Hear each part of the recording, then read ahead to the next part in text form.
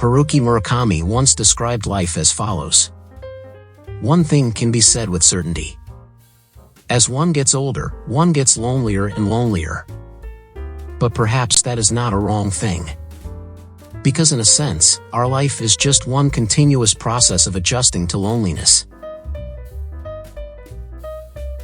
The characters in Haruki Murakami's works have one thing in common. I feel that most of the characters in my novels are, in a sense, all lost people.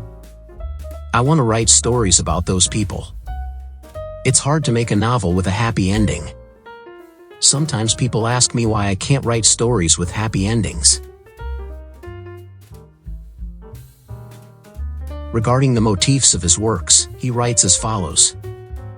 When the protagonist of my work loses something, he goes on a search. In the course of his search, he encounters all kinds of mysterious things.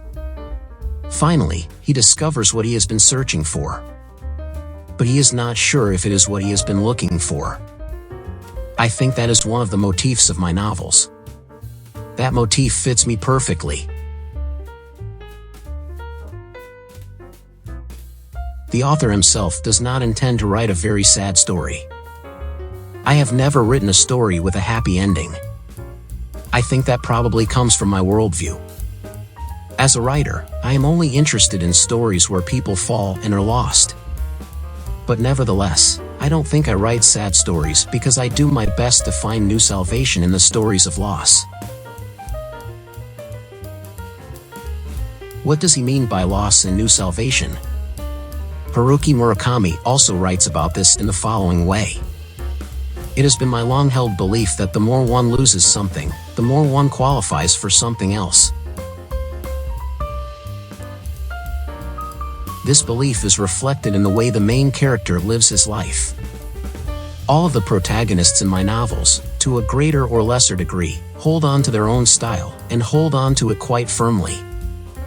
But in order to hold on to it, they make some pretty big sacrifices.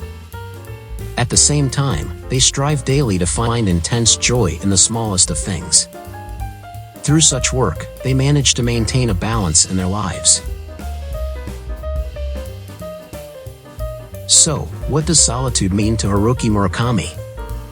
He writes about the necessity of experiencing solitude as follows. One cannot truly connect with someone until he or she has passed through a layer of solitude, even if only once. It is important to experience deep solitude while young. By going through that difficult season, you will be able to carve a firm ring of age inside of you. Perhaps what I am trying to make you feel through my novels is such a simulated experience of loneliness. How do you feel about it? Certainly, the protagonists of all of his novels share the commonality of trying to find salvation in the midst of loss.